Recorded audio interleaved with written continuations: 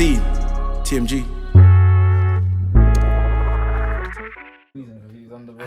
But speaking about the light heavyweights, the British guys, enter Yarde. Obviously, he cleaned out. We were there. We go to fights. We go to arenas. Matches. Front row. Soon come. Yeah, no, But yeah, that was. I was on the balcony, but I got a good shot. I felt it. I felt the intensity. I felt Yarde's punches. Yarde, he really shut up his detractors and his critics, which one of them was me at the time, and yeah, I think one of them was you as well. We had only an offer to win. He didn't really want that to get that fight. It was electric. He put it on Arthur. The Arthur could not live with the intensity, could not live with the pace. It seemed like the moment was too big for him. The fight was over before it began. Yeah, pretty much. I mean, which is sad because I was hoping he could overcome that. But then again, if that's your first time on a major platform, like audience and that. Because remember, the first fight was behind closed doors. That's your first time on a major platform. Things like that can happen. That you can get swallowed by the moment, and that's what happened to Leonard Arthur. But yeah, moving on, what should be next for Yarde? Buatsi. You think he should go straight into Buatsi? I think, to be honest, there's an argument to be made that should Buatsi go straight into Yarde, because in terms of the opponents that Yarde has faced, I think he's faced a higher level of opponent than Buatsi. He's going to pay Kovalev. Yeah, I mean, I think he lost that fight due to exhaustion, really, or he got knocked out. I guess Kovalev fought. Was it less than a month later? How quickly? Less than 90 days later for Canelo. Yeah, but that's foolishness. Yeah, but people say that's how Canelo got his belt in 175. But people that know boxing and the people that are not Canelo fans, they'll point it out. But everyone else. How are you fighting someone 90 days after a brutal? But that's a footnote. The context doesn't get applied. That's why I say you need to actually know. All sports, there's a lot of context that needs to be applied. You can't just say, "Oh, this happened," and yeah, you need to actually look at these final details. Huh? Yeah, you need to. The context needs to be applied, but guys don't want to apply it. It's kind of just like how is it going to be remembered at the end of the day? At the end of the day, you can say he got a belt 175. Exactly. It's kind of like Floyd beating Canelo, but Floyd beat him at 154, 154 or 152. Beat him at 152, and Canelo was 23. But nobody cares about that. All people say is I beat Canelo, which fair enough. Well, people care because most people are Floyd detractors, so they say, "Oh, Canelo was young, yeah, blah blah blah." But Floyd was 36. They both had over 40 fights. Canelo had at least 7 or 8 world championship fights. Hey, he was fine. There's Mexican. No, but he fought Cotto, he fought Mosley. Of course, they were past, but he fought world champions. He was a world champion himself. I'm not sure if it was 2 weight. It's fighting Payela, man. No. How many He had 7 more championship fights. Well, no, he wasn't ready to fight at Floyd. Of course, Floyd is like you have to fight multiple champions before you face Floyd. To fight at Floyd, you need to be. A lot of people don't. In boxing, what's happened because everyone's craving the super big fight, and they're scared of taking those they just jump from just beating the gutter, the gatekeeper to the big fight straight away. That's what they do with Canelo, but apparently you have to face other champions. You have to face the champions. That's why the light heavyweight, like Kambosos. Where did Kambosos even come from? Did he fight anyone before? Kambosos showed he was a man. He showed you. He was a man. He showed you. You can take the big swing. You can sometimes. But see, now the other guys are so scared. They need to fight each other. They should fight each other. Haney should fight Tank. Lomachenko should fight Haney and one of the two. Like they should fight each other. Then come and see what Kambosos has got to say.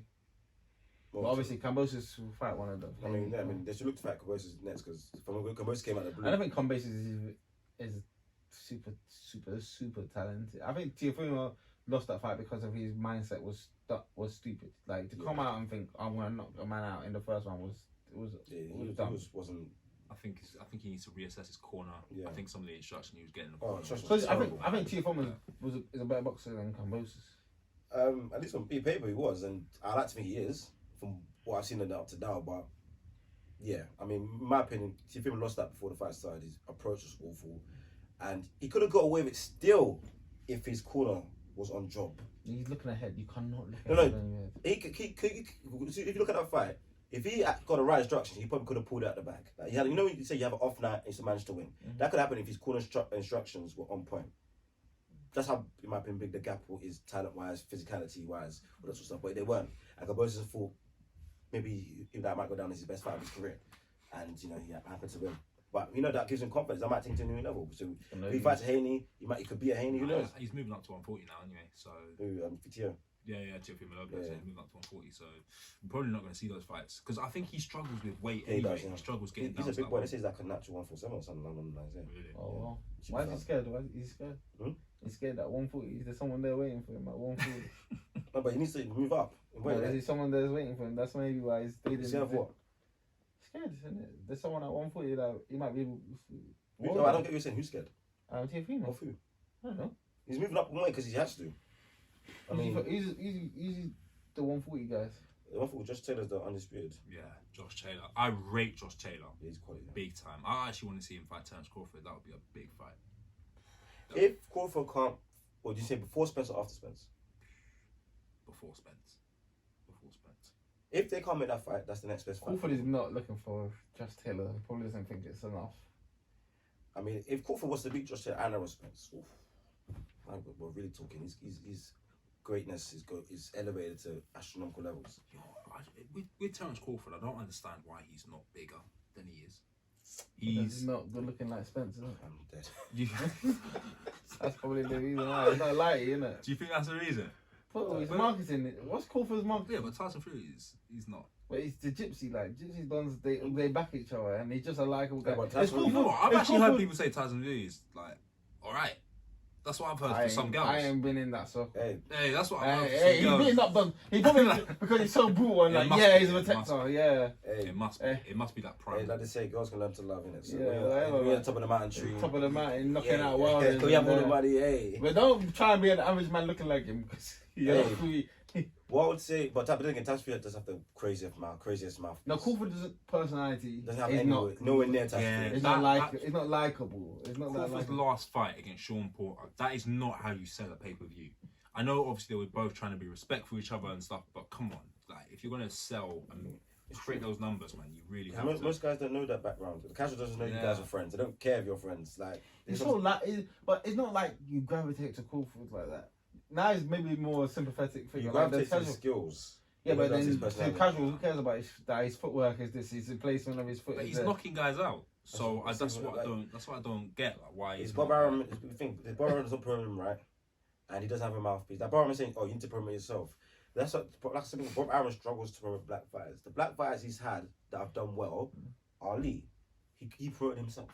Wherever.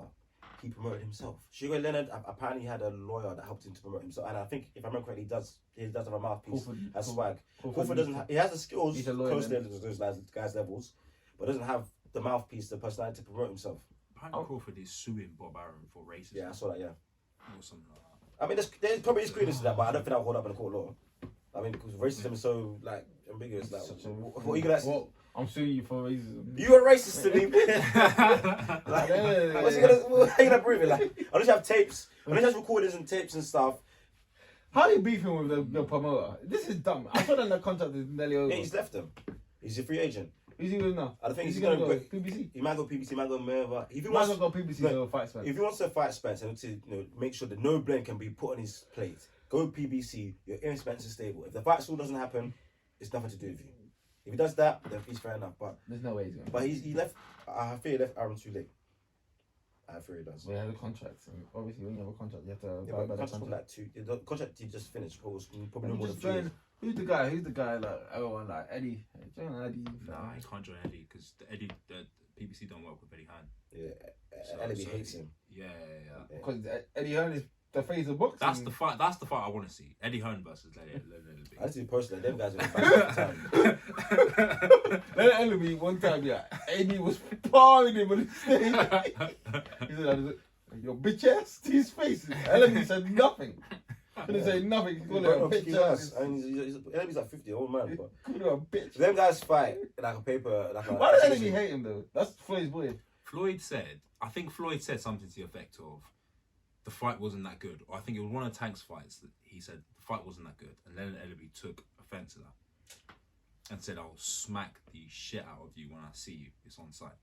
You know what it is as well? That's true. But you know how, obviously we're from London, we know how to handle the Kent white boys, Essex white boys and their banter. those Americans don't know how to handle those boys. Not used to the way they banter. Because you know, those guys don't say stuff, but haha, joking. Yeah. I don't even think it's a white thing. I think it's an English thing where they don't get sarcasm at all in America. I don't know. You've just been to America. Like, do they? Is there sarcasm there? Is it like they get black sarcasm, but they don't get the white sarcasm? The white sarcasm, of course. Because you know the white sarcasm is different. They, like I said, they'll cuss you or say something. And haha, I'm really joking, banter. But they don't really say because they're just afraid that you'll turn up on them. But yeah, they don't get that. Those Americans, they don't play that shit. They say, I don't play that shit, you know, blah blah blah. Yeah, they don't get that. Eddie Hearn is so funny. He's hilarious. Yeah, but the fact that he's got LXVI wants to beat him up, that's a joke. I don't rate PPC. He was saying the split is going to be 90-10 to him. Yeah.